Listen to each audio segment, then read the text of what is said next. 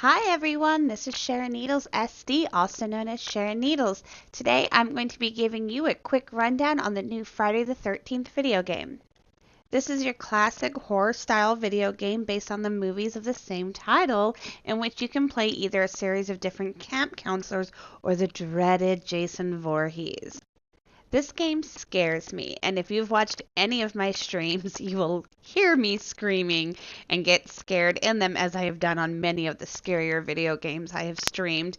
This video is only going to really focus on the gameplay of the counselors, but it will include the death sequence for Jason toward the end of the video, just to see it in case you're never lucky enough to actually get to that point in the game. So spoiler alert, it will be toward the end of this video. So let's get started. This is the main menu of the game. This is where you can go into your quick play, set up your private matches, customize your character, check your progression, adjust the settings, and so on. But I highly recommend you first go into the how to play feature. This will show you how to play both Jason and the camp counselors. There are different variations of Jason that you can be, and they all are different in some way, but they all feature the same 4 abilities that you can use to hunt down your prey. These abilities can be quite complex, even for a simple serial killer, but there are right and wrong ways to use them and ways to use them to their fullest potential so you don't waste them while you're hunting down the counselors. These abilities allow him to morph around the map, sense even the slightest of movement, but also goes into fits of rage. Like I said, there are several versions of Jason to choose from, and within those you can use your CP that you earn in the game to buy more grotesque death sequences or change the use of the weapons. Learning to play as the counselors is slightly different than that of Jason because they are also considerably weaker than him. And this menu shows you how you can heal yourself if you get injured, repair phones or the vehicles which are needed in order to escape, how to move in more of the stealth mode, as well as identifying the different weapons that are available throughout the map. They all have different durability, strength, and admit different levels of damage. There are 7 different counselors to choose from in this game. Not all of them are available right out of the gates. You do have to unlock them as you progress through the game. And they all have the same set of abilities, but they are geared differently. So some might have more stealth and be weak at repairing, while others have great composure but poor stamina. There are 7 different counselors to choose from, but they all get unlocked through progression in the game, and you can choose a different counselor for every match. So you're not bound to just one specific counselor. You can interchange them based on even the people you are playing with. Each counselor has a set of attributes. These attributes fluctuate to each counselor. No 2 counselors are the exact same. What you can also do with your counselors is use your CP to roll perks. These perks that can be rolled at random can either enhance an ability your counselor already has or can even compensate for a skill that they lack, amongst other things like increasing weapon damage or you spawn with a map already in your hand. These perks, along with the counselors, all also have to be unlocked. Helpful hint for the kill sequence for Jason, you do need to have a female character, so make sure when you're loading into the games that there is at least an adequate amount of people playing as a female character.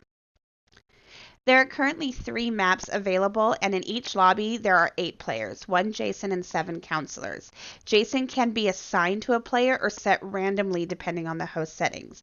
All of the maps have a very similar opening sequence, and unless Jason was previously assigned, no one knows who Jason is until this point.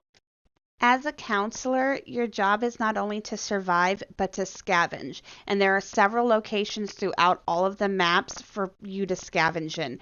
Buildings, a helpful hint is to always barricade the doors closed and open all of the windows. Jason cannot go through windows, only doorways, but he can smash them. And if they are closed, more glass can shatter and you're more likely to get injured crawling in and out of the windows. And if you don't have a med kit to spray yourself, you will remain injured and you will become slower and just easier to kill.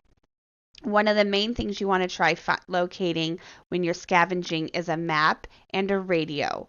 The radio will allow you to communicate with other players, and if you don't have a radio, the only players you can communicate with are any that end up in a close proximity to you.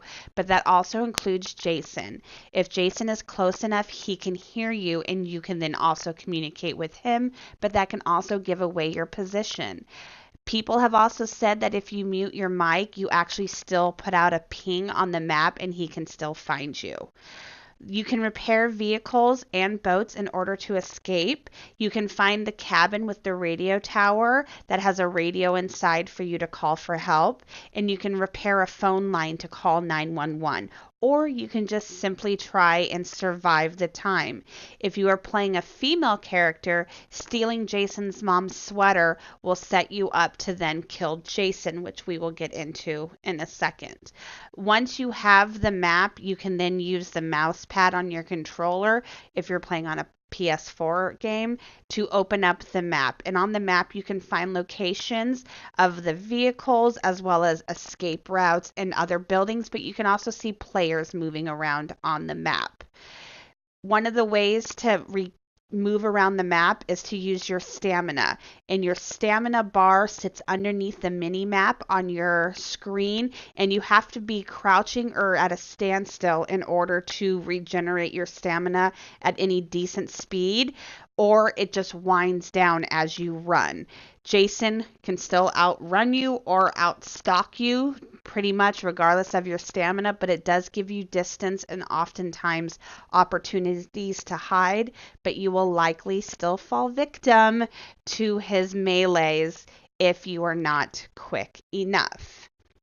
You can try to fight Jason off or use little weapons and items you have on you to break free if he grabs you. Some players just slash and hit you. Others will grab you because that can initiate death sequences. But if you have things on you like a pocket knife, you can fight him off. When you die, you go into spectate mode, and that allows you to watch other players. And if you're lucky enough, you will also get to watch other players get slaughtered by Jason as well. You cannot communicate with the other players once you are dead. You can only communicate then with other players who have also been killed off. If you find yourself back in the game, that is because you have now respawned because somebody has successfully called for help on the radio, which we will get into in a second. This is a sequence of somebody being able to escape from Jason by using the rapid X button on their controller, or if, like I said, you have a pocket knife or something, you can stab them, but sometimes you're still not successful. If you have anything in your pockets when Jason kills you, you also drop them.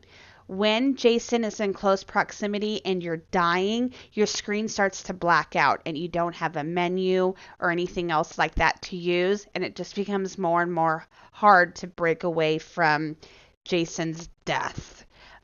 You can try to escape on boats, but one of Jason's powers is to morph, and he can still pop up even when you think you are near the end and off to safety. He can still kill you. There are death sequences for inside the water as well. Considering Jason's fear of water from the movies, he actually has really good swimming stamina. So I don't recommend being in the water all that often.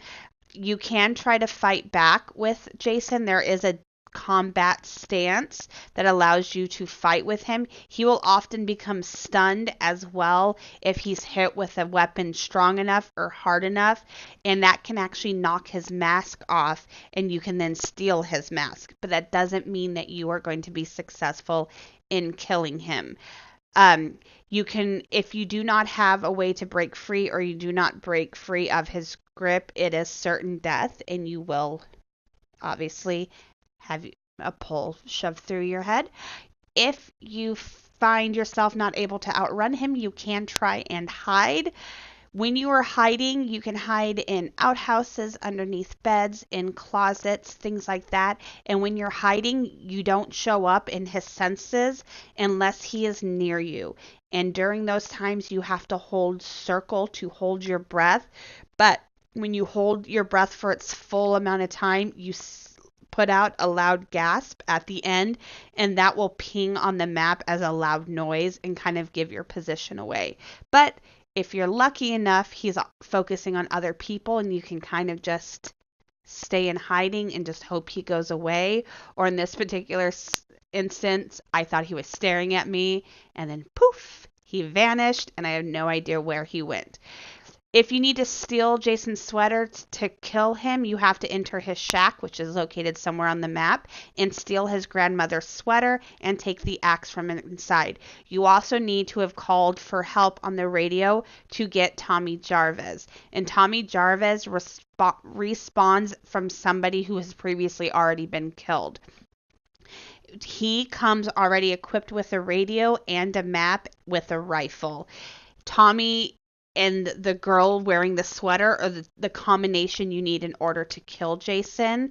And if one of those people do not survive, then killing Jason that way is no longer an option, and you need to then escape via the vehicles or the boat, or just try to outlast the 20-minute time.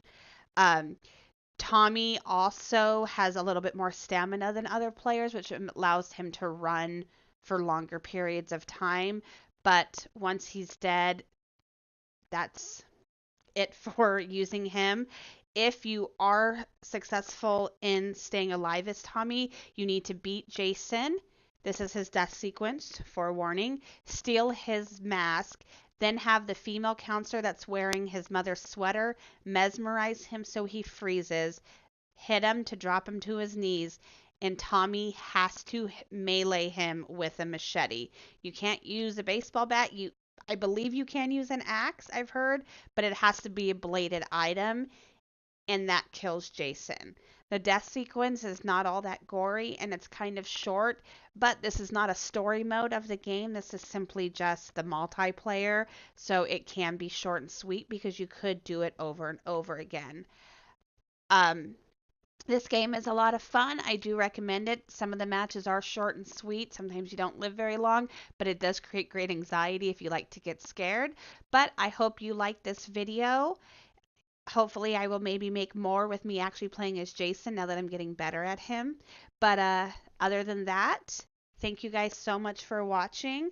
Please hit the like button if you liked what you saw, and please subscribe if you like my videos in general at all. Some always good mediocre gameplay. Other than that, I'm Sharon Needles and I'm out. Thanks.